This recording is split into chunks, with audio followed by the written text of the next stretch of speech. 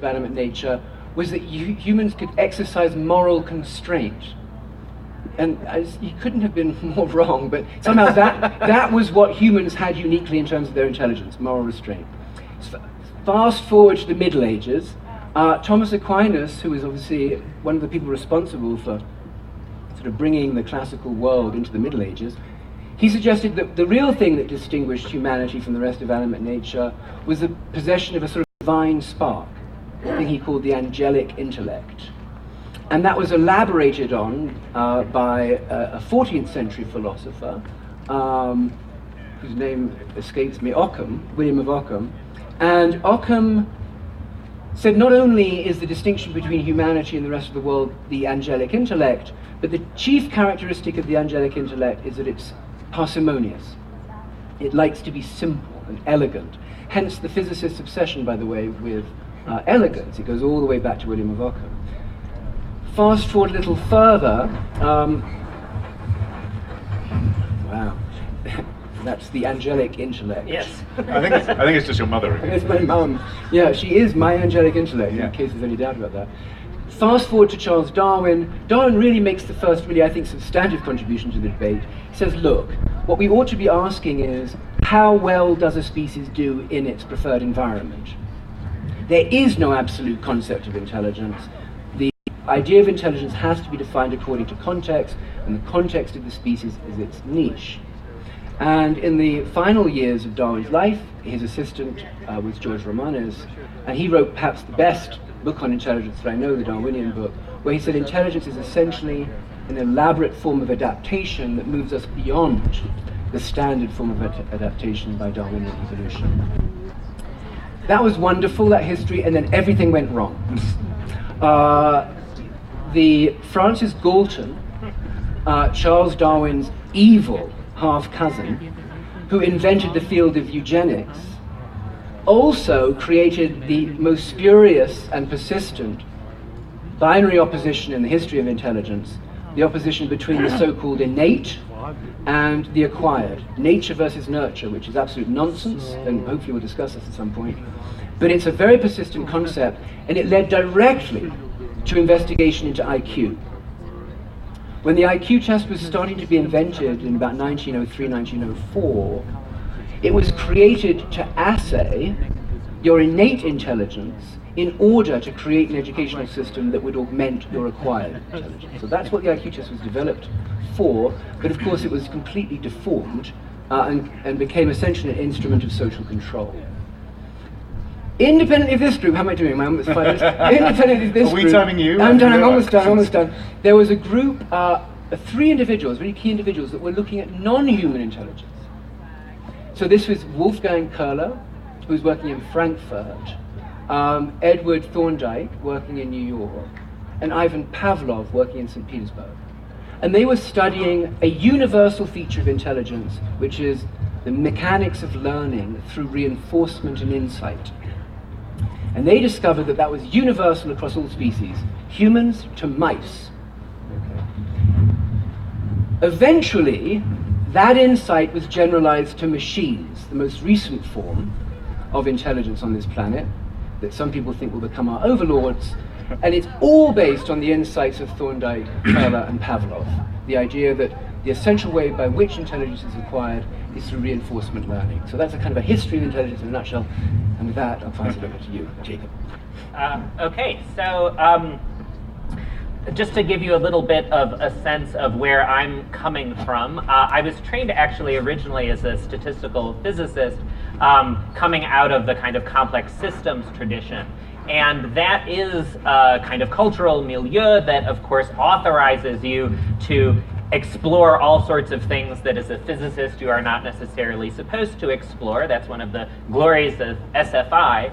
And it was in that context that I started thinking about complex social systems as a space where I would have the opportunity to do one of the things that really drew me to physics in the first place, that is to use mathematics and computation to try to understand things that we had not understood. As an aside, I'll mention that it was actually narrative and storytelling that was one of the things that started getting me thinking about social systems. This is something I've ended up working on now and is very thematically appropriate for Interplanetary. That's so cool. Sorry, yeah. so cool. So So for social scientists, the term intelligence is a very troublesome and problematic one. And I would say Erica and I, when we talk to our colleagues, have to do a fair amount of explaining to make sure that everyone understands that we're not talking about this very narrow Galtonian IQ-affiliated understanding of what intelligence is and what it is that we're talking about. The kind of way that I think about it is very much in the spirit of this elaborate form of adaptation understanding. And in that sense, understood through that sort of lens, many of the human and social sciences become pertinent to trying to understand intelligence in human beings, in this capacity to solve the problems that we are presented with, whether by the environment, including other organisms, or by ourselves, which incidentally is one of the really interesting and distinctive things that humans are able to do. We decide that it's really important to go beyond the existing musical vocabulary, for example, or we decide it's very important to go beyond existing painterly vocabularies or to classify finite groups. These are problems that we set for ourselves and then try to solve. And in terms of thinking about the resources that shape those capacities, there are a range of processes that both shape and scaffold human capacity to solve problems. Of course, our evolutionary heritage is critical in this, and I think, in many ways, and I'm certainly not the first person to make this observation, but, these comparisons between the number of examples that it requires some deep learning system to correctly identify a cat and the number of examples it requires a human child to learn how to do that is unfair, because we're the beneficiaries of hundreds of millions of years of evolution that have architected systems that are able to learn those kinds of things easily. We are further shaped in our capacities by developmental processes. The psychologist Celia Hayes at All Souls makes a very interesting argument that in fact even some of the things that we think of as being foundational and universal human endowments in terms of our cultural competence, things like skillful imitation of others, what people sometimes talk about in the term of mirror neurons, are actually things that are acquired ontogenetically over the course of development through specific kinds of experiences. I found this hugely therapeutic because it helped me feel less bad about my learning dance moves. Erica is extremely good at doing this. I thought I had a defective mirror system. Can we see proof now? Maybe a little bit later. After party. Yeah, after party, yes. But it turns out you give someone of experience trying to learn how to follow other people's motions, and that shapes their capacity to do so. Of course, that brings in yet another factor that's so profound in scaffolding our many and various capacities, and that's various forms of pedagogy and formal education, much of which consists of taking things that are initially laborious and effortful and transforming them into things that are effortless so that they can be slotted into yet larger and more elaborate processes. This is what happens in mathematics learning, but it's also what happens in music learning. The fact that you can execute some sort of, mordant seamlessly makes it not a process to learn how to play some Baroque music or whatever. Technology is another critical thing that both enables and in some ways degrades our capacities such that we exist in some kind of symbiosis with them. And kind of sitting above all of this are the institutional and organizational forms that humans have created, which among other things help us coordinate on scales that no other animals are able to do so, and produce the people that they need. So one of the things I tell my graduate students is that an important part of scientific education is transforming someone who doesn't know what science or nature is to someone who would sacrifice a portion of their thumb to publish in there. That's not something that's an intrinsic part of human value systems. We're producing people who care about producing high quality knowledge, who care about making fundamental and breakthrough discoveries and teaching them how to do that in particular ways. And just to kind of conclude, I'll say in a diverse intelligences context, and especially in an interplanetary context where we're trying to think about what extraterrestrial intelligence might look like, it's very interesting to ask what features of those different shaping factors, especially things like institutions or organizations, reflect the functions that they perform for us versus the ones that reflect their history and the kind of endowment of things that are available to build institutions or organizations to solve those kinds of problems. So I think my kind of summary message here is that so much of human intelligence has to do with our symbiosis with the culture and technology that we've produced and these more and more elaborate social systems that we live and are embedded within. And what's really interesting from an interplanetary perspective is to try to understand what features of those organizations, institutions, and technologies are generic and which of them have particularity that comes from our being human beings with our particular evolutionary and even social histories. All right. Thanks. Great. So I guess I'll sort of just taking off from that, thinking about. So first of all, my background is in comparative communication and comparative cognition. So I sort of started out studying linguistics and biology in college. I went to grad school in psychology, and now I'm a professor in an anthropology department. And I'm very interested in the ways in which communication systems develop in different species and how those compare to one another. So my primary interest, kind of what brings me to all of this, is in the evolution of language. But I'm someone who started sort of reading Dr. Dolittle as a child and was really interested in the sort of possibility of talking to different species. And of course, I thought I was going to be the one that was going to break the code and, was going to go out and talk with raccoons and possums and turtles. I still haven't done that, but I've managed to kind of turn that initial desire really into, I think, so far quite an interesting career. And so I think that from the perspective of this festival, to me anyway, one of the most exciting possibilities of thinking about humans as an interplanetary species is, of course, the possibility that we might encounter other interplanetary species that we then might get a chance to communicate with, other sort of extraterrestrial intelligences. And while we don't yet have that set of intelligences to test out some of these big questions of, how do they communicate? Will we be able to share our thoughts, our histories, our desires with them? We have an opportunity to test out some of, sort of some of those ways of asking questions using the great diversity of species that we currently share, our current planet with.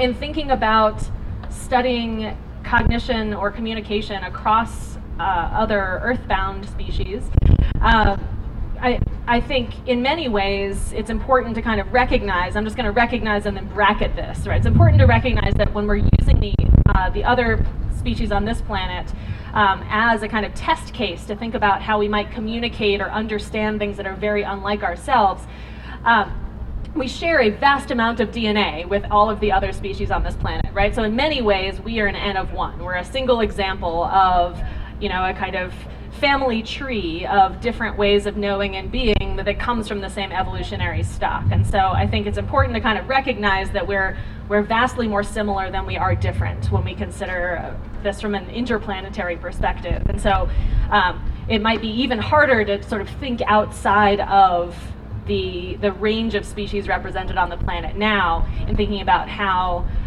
other species on other planets might communicate, exist, process information. So let me just put that to one side. But now thinking about the kind of diversity of species on this planet, so my particular expertise is in comparative communication, thinking about the structure of different communication systems, what different species are trying to communicate, how they're structuring that information, what sources of information are they combining to kind of process and get their message across.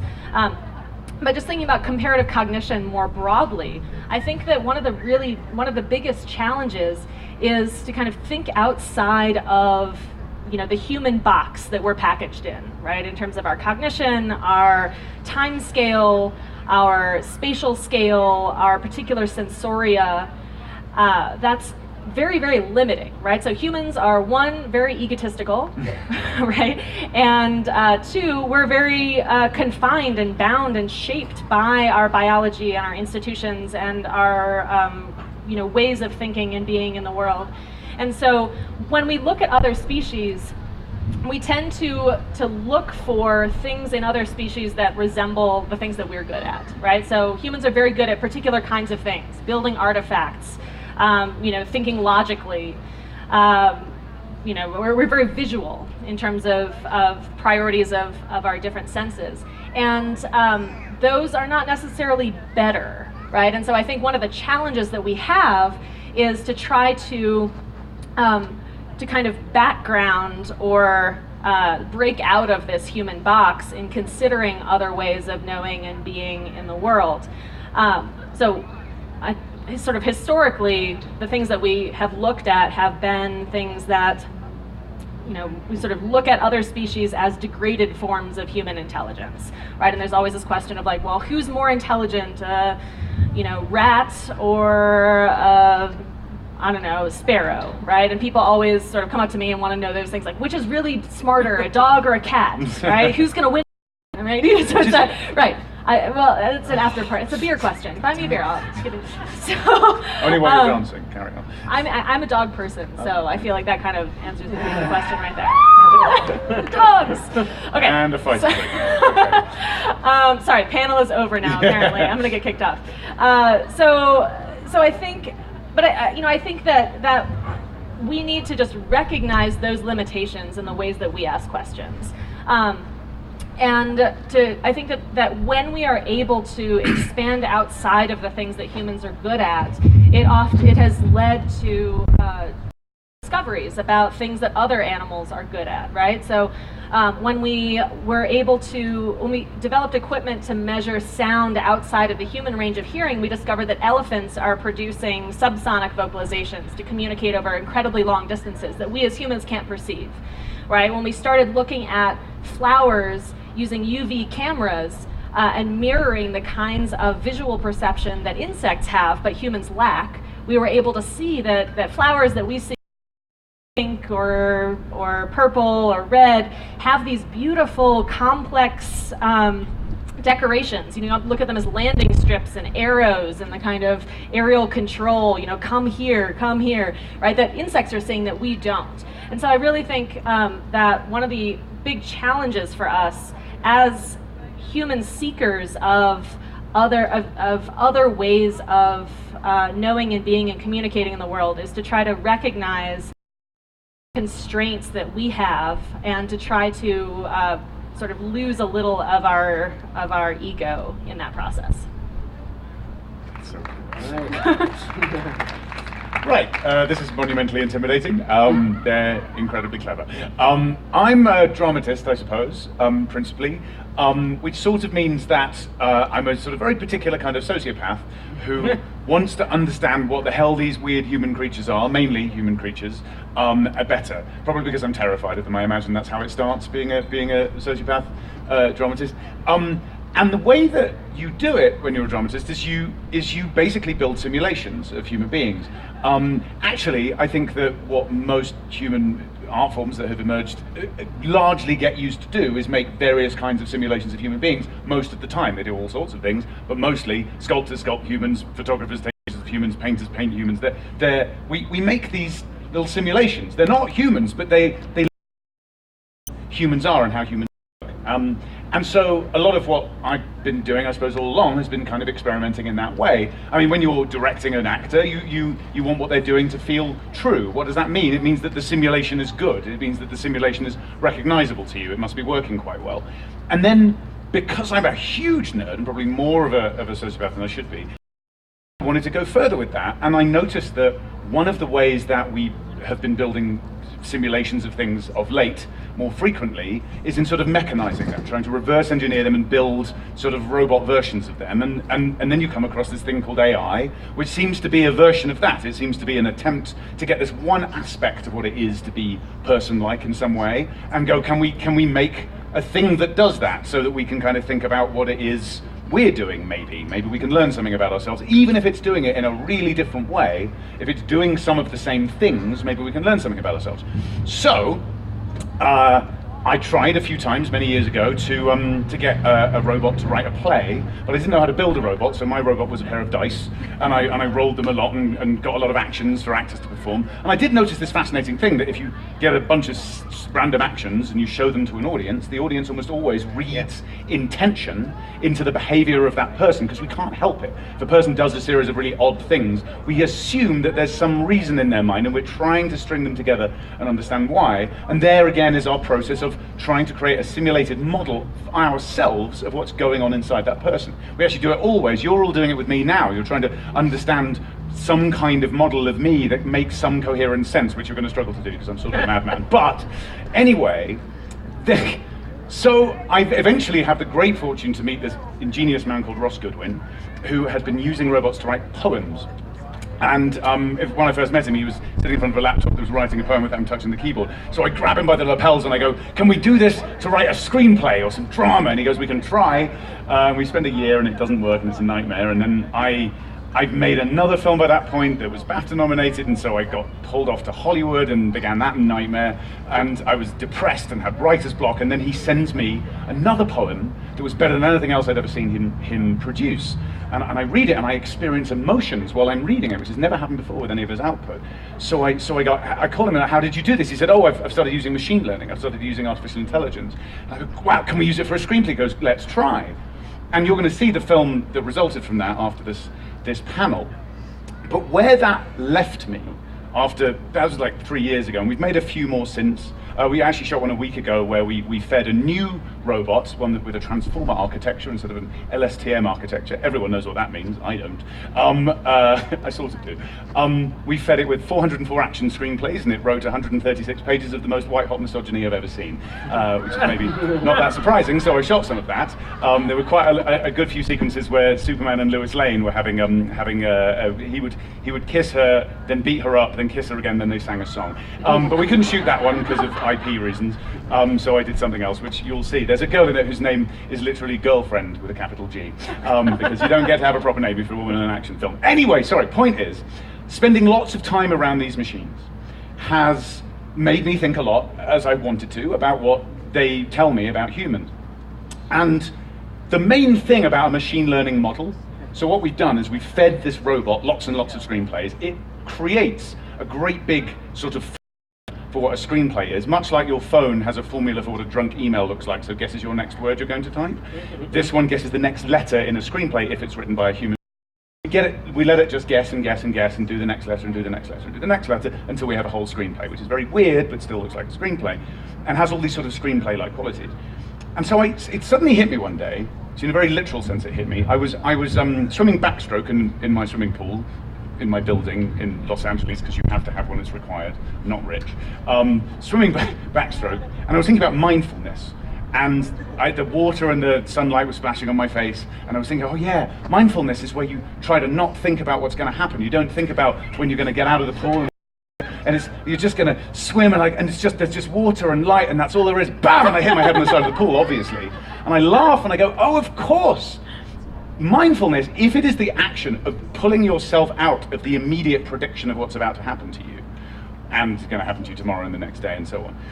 If that is what mindfulness is, you have to do it sitting comfortably in a safe padded room, or you'll horribly die. Because it turns out that, it seems to me, when your brain evolved, it did it to keep your body alive, and the main way it does it is by, just like my weird robot, predicting what's about to happen to you in the immediate term, the medium term, and the longer term. And then I became a little bit obsessed with this notion that, okay, Benjamin's model of screenplays, the robot's called Benjamin, it called itself Benjamin during an interview, that was very scary. So if Benjamin's model is like guessing the next letter, and my model is guessing the next immediate thing that's going to happen, it's guessing your model is going to guess the word at the end of this, you can't help it, right? It's always running. So I'm like, oh, these models, these probably a really good way of thinking about what humans are and helping me with my job of dramatic simulation. And then it went further. I sort of thought, well, gosh, culture, which I used to think was shared references, essentially becomes you've got a ton of models, you've got a ton of models, we've all got these models, and right now I'm trying to get my model to update your model of what models are, right? So culture is just models trying to update each other, maybe, all the time, and that's it. And maybe what intelligence is the capacity to receive updates to a model and process them. And if you're more intelligent, or if a thing is more intelligent, it can receive a more complicated update through a thing like language, for example, and then it can do a lot more to shuffle it around. And then, of course, when you think about diverse intelligence, other species, and I'd never even thought of the question until you named this panel and told me the name of it. I thought, well, of course, if you're a bee or something, or what you were saying, the birds that see the flowers differently. Yeah. If an insect is, their models are just like really different to ours. They're still predictive models that are helping them not die, but they're really, really different. Oh, and by the way, maybe science is the process of deliberately building a model so you know what's inside it. So That's it. Yeah, I'm done. So Sorry. no, it's great. No, it's good. And so let me interject. So let me ask this question, and it's touched on here, which is, I think it's sort of the elephant in the room, talking about diverse intelligences, which is, I do remember reading some of Darwin's correspondence, and he was talking about what the world would be like in the 20th century, and he said everyone would be reasonable, and they'd all understand elementary science, and they'd have a good cultural education. Of course, it's not the case. And so my question really is, it's sort of, why was Hegel wrong? In other words, why hasn't intelligence in some foundational sense evolved? Why is it that we're in such a sorry state of society, given that our capacity seems to be almost unlimited, not entirely? And I'll give you just two examples and ask you. So I would say that in some sense it has, because our understanding of the animate world has really expanded, I think, in the last decade or so. So it was the case that animals were pets and placed in a position of total servitude to human beings. So our sympathy for animals came at the expense of their enslavement, as far as I can tell. But recently we've discovered some extraordinary things. There's a lot of conversation about the idea of zero. Who first invented it, right? Which culture have zero? Well, monkeys have zero. In 2015, a paper was published demonstrating fairly unequivocally that there are neurons in monkey brains that encode the null set. Bird brains. I think bird brain is actually a disparaging term. I think people will use it in that. But actually, if you know anything about computer technology, one of its characteristics is miniaturization, right? It's more efficient, Moore's law. There are more transistors per sort of unit area. But we now know that corvids and parrots have much more interesting nervous systems than us. They have many more neurons densely packed in the same volume. So a different architecture to ours. So they're much closer to the way computers work. So there's progress in our understanding of non-human cognition. But I'd like to ask this question: what are the major impediments? Why is it, from an institutional point of view, or from an empathic point of view, from a communication point of view, that we've failed to incrementally improve our state of ignorance and stupidity over the course of several thousand years? Have we? Okay. Well, so let me start by, addressing the sort of what I take to be the first part of your question, which has to do with, why is the current situation that we find ourselves in one in which, our planet is so ecologically degraded, in which we're, causing the extinction of many of the species with which we share the planet, why, war has not been resolved as a kind of matter of increasing mutual understanding and an upgrade of our kind of institutional and organizational intelligence. And, I think that has to do in part with, the kinds of things that the kind of dominant social form in certainly the 20th and early 21st century, the nation state sort of optimizes to do, and that's to control territory and produce large numbers of biological individuals. Like, that's not the objective function that has to do with living in balance with the ecology, with living in peace with one another, and so I think it's a sort of, to some extent, a hangover of the selective environment that produced that constellation of institutions and organizations that are fundamentally in some mismatch with, the ecology that they find themselves in, literally and culturally and intellectually. And that's why this interplanetary challenge is a useful device, because in some sense, I think we have found the utopian imagination, the imagining different possibilities, attenuated over the 20th century. And Erica and I were at a workshop recently on the search for technosignatures, basically the signs of technological civilizations on other planets. And one of the things that really stuck with me was how hard it was for us to imagine technosignatures that involved like a sustainable society and not a planetary civilization that was blowing up its planet or destroying its atmosphere or having climate, polluting, blah, blah, blah. Like, to actually think, what would it look like?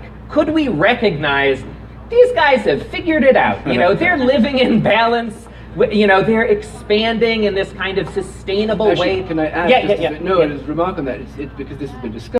Intelligent about its marshalling and use of natural resources would actually be invisible, right? From the point of view, right? Because we wouldn't be emitting vast amounts of carbon and so forth. So the characteristic signatures of civilization, as you said, are entirely entropic. Right.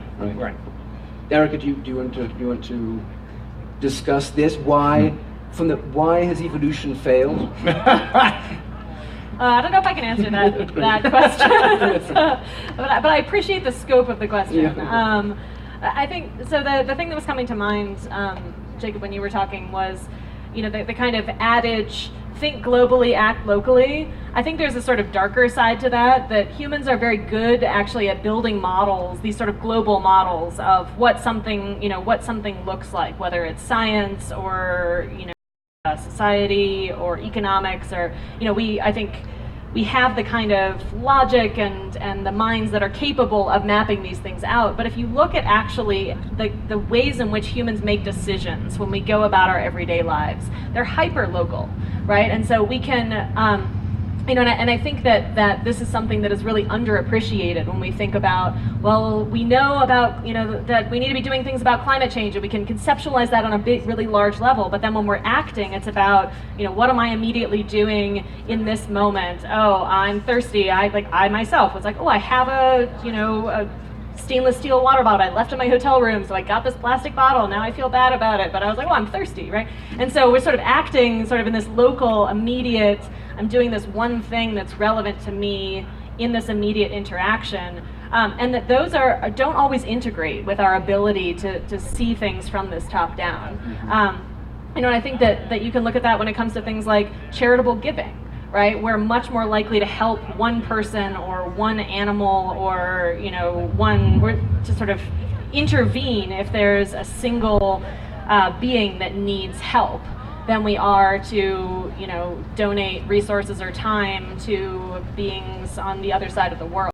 I think that kind of spatial temporal relativism of what's happening in my immediate circle in this moment, and I'm basing my actions, not my ability to sort of reason and think about science, technology, et cetera, but just, how am I interacting? That those kinds of decisions you have these kind of micro level and this macro level and that meso level of how do you connect my understanding of the entire world to what I'm doing in this moment is often missing. And I feel like that's really the level at which change needs to happen, and we need to figure out how to kind of connect those spaces. Yeah. It's why we do culture and have panels and stuff, I hope. And there you go. We're working in this level. So like to frame that again in this sort of obsessive models model that I've become obsessed with, all the more because you've invited me here and you made me think about it more. When you say we are not as smart as we should be, I think is sort of your claim. Well, what's we? Well, we in this instance is the total collection of all human models in all humans. And there's a hell of a lot of us. Did we triple in number in the last 100 years or something? It's maddening. And trying to just get dissemination of, even if we've done really good work to systematically build models that are really good at predicting the right thing for the right reasons that would help us survive, getting those disseminated in a persuasive manner is just a really hard problem.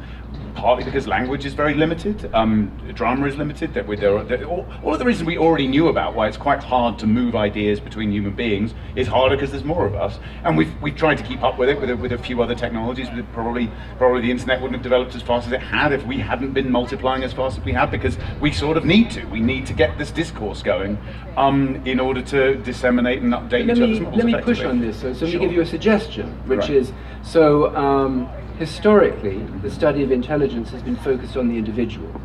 So the story that I told from Aristotle through Thorndike was really about individual abilities. And in fact, most of us go to school where we're examined as individuals. But anyone who's spent any time doing anything challenging in the 21st century knows it's all done in teams. All of our science at SFI is entirely collaborative. There's almost nothing that we do alone anymore. And yet the institutions, our educational institutions, are still treating us as if intelligence is an individual phenomenon, which it's absolutely not. So, and of course we study swarms, and we can talk about this at length, Kasparov versus the world, Project Polymath, attempts to try and bring mathematicians together. So I want to ask this question: why have we failed to understand the power of collectives in problem solving? Why do our institutions seem to be lagging so far beyond our basic science, and what might we do to fix it, both as scientists and as artists? Well, I think, there are a couple of ways. As someone who, I guess I should have mentioned, one of the things I do is think about science as a kind of natural phenomenon. In other words, the kind of process by which science and knowledge is created. How do you study that, not necessarily from a kind of normative perspective, but from the way that we would study any other complex adaptive system? Can I ask, do you agree that science is the systematic building of models collaboratively? Is that a reasonable?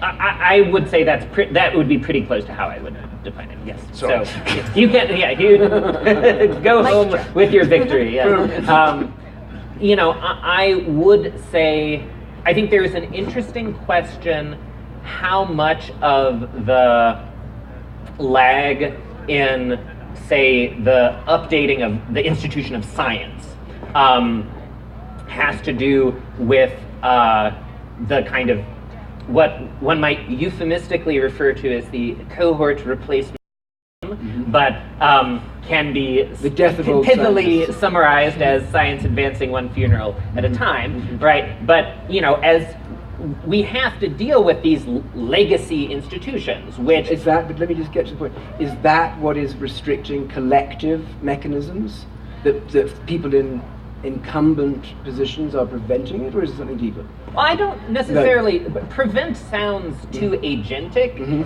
to me. I think it's that people have a hard time imagining. They revert to the sort of familiar and the routine. And if the familiar and routine is that fundamentally, it has to do with producing solo authored scholarship to demonstrate your unique individual contribution, et cetera, like that is going to create perverse institutional incentives for people who exist in that ecology.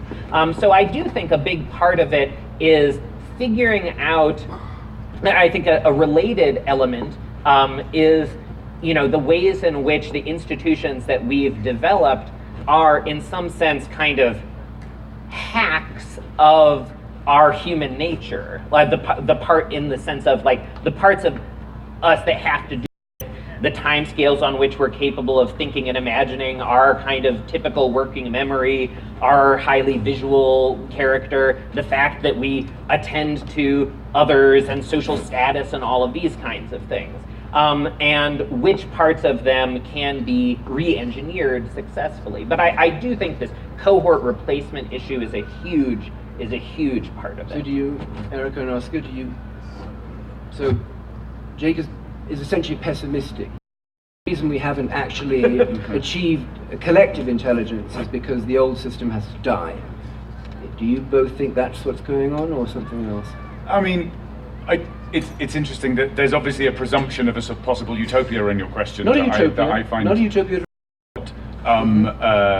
Because I'm not sure what it is that the failure is, or whether you think Yes, we've gone let backwards. me make it clear. Yes. So we know Yes. that research is conducted more effectively collaboratively. Right. Most of us in our lives know that when we collaborate we're more effective, and yet our institutions are still rewarding the individual. We're still examining the individual. There's still a notion of the IQ, which is an individual characteristic.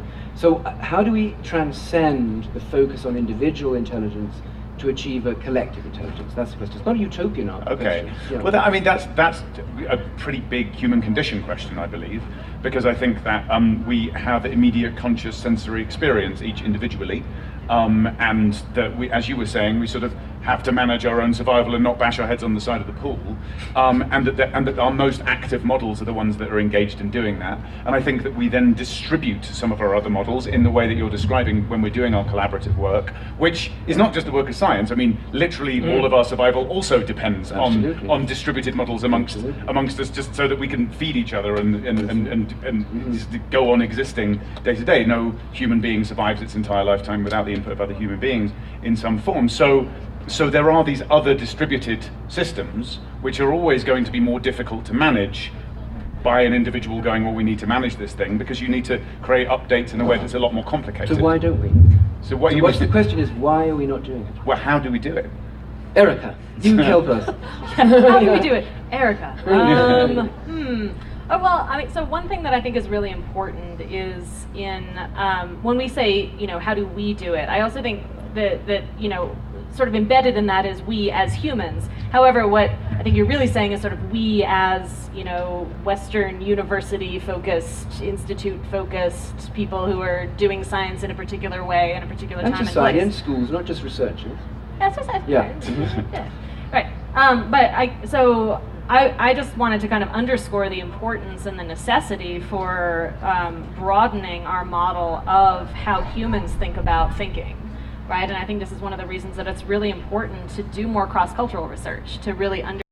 I think, there are places where people vary in the degree to which they see particular experiences as being individualized versus shared, right? And I think that building a kind of core sum of knowledge about knowledge and diversifying our sort of broadening out the scope of what we think of as possible models of the human experience is really important in that process, because I think, not in a kind of like utopia creation, but in a sort of boundary pushing way, that it really allows us to think outside of the way that we've been thinking, right? So you say like, well, how it is possible to do that?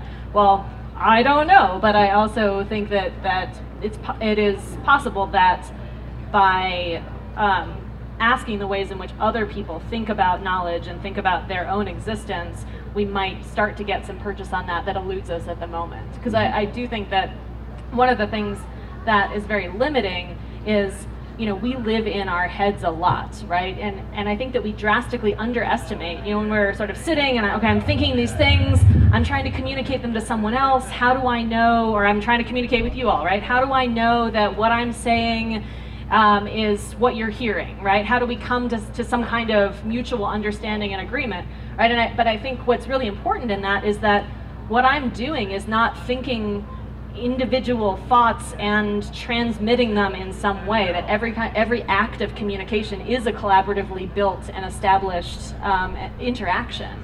And that I think that is drastically underestimated in the way that we think about human knowledge and communication. Well, I was just going to say, which is a great way to, pivot to this question about communicating with extraterrestrial intelligence.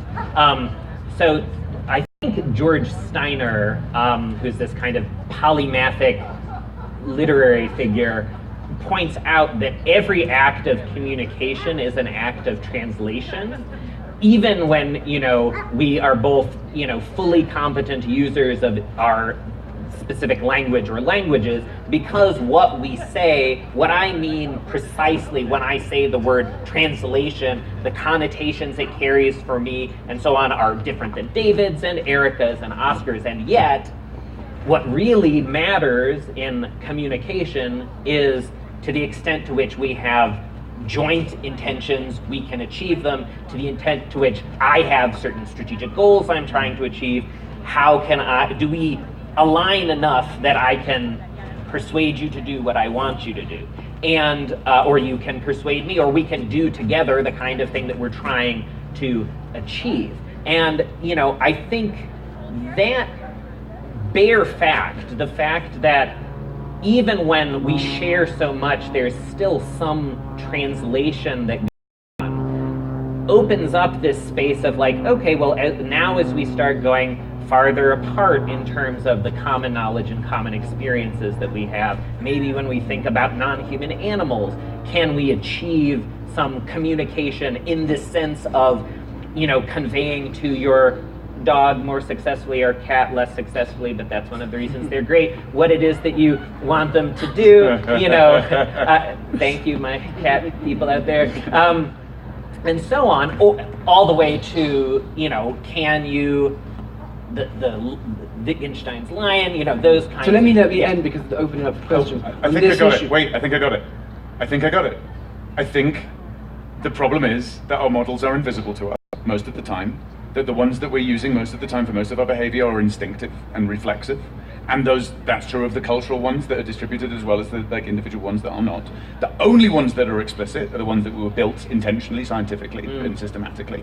And that's really not very many of them, and they're not the ones that dominate our behavior. And the ones that do dominate our behavior, on the whole, are pretty bad simulations of the world. They have to be because they're compressed versions of the world, so they've been oversimplified. They produce things like cognitive biases all of the time. And so probably the answer to your question is the continued systematic process by which we try to get the one that's broken, build a better one intentionally, and then tell everyone about it. So open up. I get to summarize here. This idea here was, so we're living in a world where there's an increasing appreciation for the diversity of intelligence. It's not exclusively human. It's non-human animals. It's probably also non-human plants, quite frankly, yes. And including devices that we've built. And we didn't touch this concept because it's beyond us, which would be the concept of wisdom. But I think I would argue that a deep appreciation for the diversity of intelligence is the nature of wisdom itself. That's what wisdom is, to appreciate that diversity. So with that point, if there's any questions you have, we'll do our best to intelligently answer them. Can I, as you're passing the mic on, can I just add on quickly to the Wittgenstein's lion? Yes. Question, right? So this is if a lion suddenly had the ability to talk, how would we be able to understand it, right? And I think one of the kind of key things in communication is having this shared frame of reference, right? It's in sort of moving beyond just the code, the words that I'm using, right? And so I think this is going to be highlighted in the video that we're going to see in just a minute. So I think it's a nice precursor. One of the things that I would sort of suggest is that if you're sharing a particular moment in time with another being, that is a shared frame of reference, right? So if you were trying to communicate with a lion, right? So if you were trying to communicate with that lion, your first question wouldn't be, tell me what it means to be a lion, right? It would sort of have to be built on, we're here right now, let's look at something together, let's talk about the here and now, and you would use that to Please start let go of my leg. Right, you would use that to sort of build this common ground, build this common vocabulary that then over time you could use to extend beyond that. And so I think that with a lion, a species that is very similar in terms of time scale and spatial scale, I think would be a surmountable challenge. The problem would be when you think about talking to a redwood or to a fly, right, that has a very, very different time scale to ours. Let's take the question, yeah. I'm deeply